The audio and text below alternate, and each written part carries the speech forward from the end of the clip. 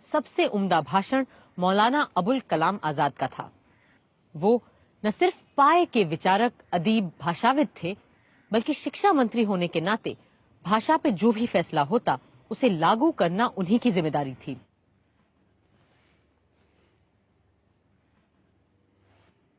اگر ہم سب یہ چاہتے ہیں کہ انگریزی کی جگہ ہماری وطن کی زبان تمام ملک، تمام قوم کی زبان ہو، تو اس کے سوا ہمارے سامنے کوئی چارہ نہیں کہ ایک مدت تک ہم صبر اور انتظار کریں اور انگریزی کو قائم رکھتے ہوئے وطنی زبان کی تعلیم بڑھانے کی کوشش کریں۔ اب ایک ملک یا قوم کی زندگی میں 15 برس کی مدت کون سی بڑی مدت ہوئی؟ یہ تو 15 دن سے بھی زیادہ نہیں۔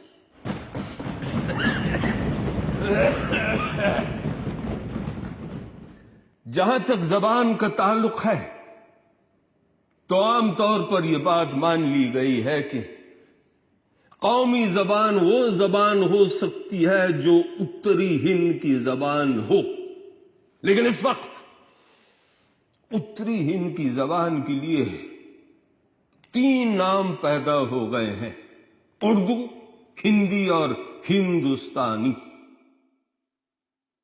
ہندوستانی اپنے وسیع دامن میں اتری ہند کی زبان کے تمام رنگ و روپ لے سکتی ہے۔ اس میں ہندی بھی آ سکتی ہے، اس میں اردو بھی آ سکتی ہے، اور اس کے سوا ایک نئے پھیلاؤ کی گنجائش بھی رہ جاتی ہے۔ ہندوستانی کسی بھی عنصر کو خارج نہیں کرتی، بلکہ ہر چیز کو اپنے اندر سمیٹ لیتی ہے۔ علمی زبانیں اس طرح نہیں بنا کرتی جس طرح بناوٹی اصولوں اور پابندیوں کے ذریعے ایک چیز بنائی جاتی ہے۔ زبانیں بنائی نہیں جاتی، زبانیں خود بخود بننے لگتی ہیں۔ زبانیں ڈھالی نہیں جا سکتی، بلکہ خود بخود ڈھلنے لگتی ہیں۔ آپ لوگ زبانوں پر بناوٹی اصولوں اور پابندیوں کے قفل لگا سکتے، لیکن لگانے سے کوئی فائدہ نہیں ہوگا، کیونکہ وہ تالے و قفل لگیں گے نہیں، بلکہ خود بخود کھل کر نیچے گر پڑیں گے۔ زبان کا قانون آپ سب کی پکڑ سے باہر ہے۔ ہر چیز کے لیے قانون بنایا جا سکتا ہے، لیکن زبانوں کی قدرتی چال کے لیے کوئی بھی قانون سازی نہیں کی جا سکتی ہے۔ زبانیں خود بخود اپنے لیے ایک راستہ اختیار کر لیتی ہیں اور پھر اسی راستے پر چلتے چلتے اپنی منزل مقصود تک پہنچ سکتی ہیں۔ خود گاندھی جی کا اور کانگریس پارٹی کا اسی رائے پر عمل رہا، اور جب کانسٹیٹیوشن کے سلسلے میں یہ بات کانگریس پارٹی کے سامنے آئی تو میں نے قدرتی طور پر اسی رائے پر زور دیا۔ مجھے توقع تھی کہ کم از کم کانگریس کے پرانے ساتھی اپنی جگہ سے نہیں ہلیں گے، گاندھی جی کے سدھانتوں پر جمے رہیں گے، لیکن افسوس میں اپنی یہ بات آپ سب سے چھپا نہیں سکتا کہ مجھے بے حد مایوسی ہوئی یہ دیکھ کر کے چند گنے ہوئے قدموں کے سوا باقی تمام قدم اپنی جگہ سے ہل رہے تھے۔ بالآخر یہ معاملہ ڈرافٹنگ کمیٹی کے سپرد کر دیا گیا اور اس کمیٹی سے درخواست کر دی گئی کہ کانسٹیٹیوشن کے اس حصے کا ایک नया मसवदा तैयार किया जाए और फिर पेश किया जाए। और इस कमेटी में कुछ नए मेंबरान भी बिठाए गए, उनमें से एक मैं था। इस कमेटी के पहले इजलास में भी मैं शरीक रहा,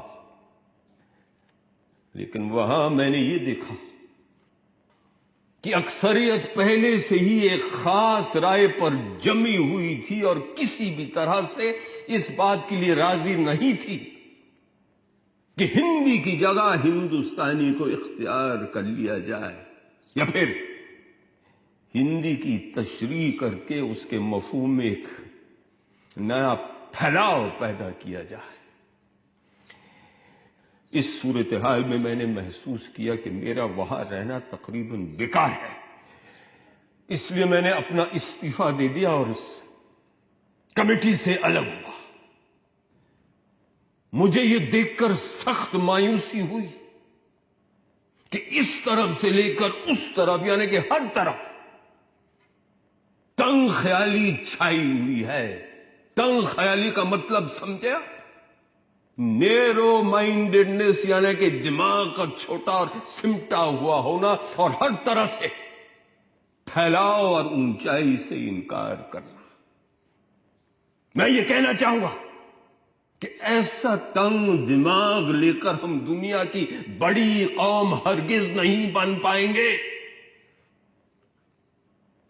हिंदुस्तानी के खिलाफ जो भी कुछ कहा गया, उसमें से इस बात पर सबसे ज्यादा जोर दिया जाता है कि अगर हिंदी की जगह हिंदुस्तानी को इख्तियार कर लिया गया तो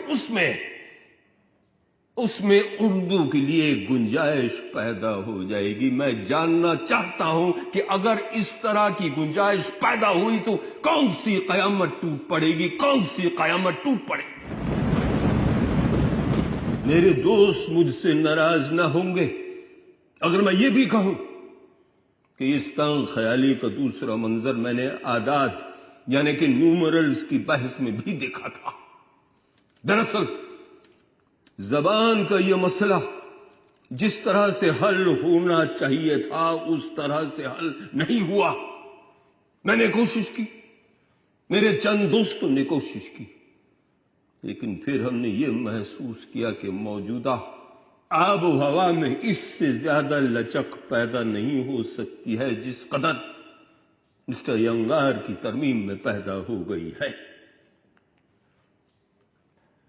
लाए उस बुत को इल्तिजा करके, कुफ्र टूटा खुदा खुदा करके। मौलाना आजाद के ओजस्वी भाषण के बाद शायद किसी को कुछ कहने की जरूरत नहीं थी।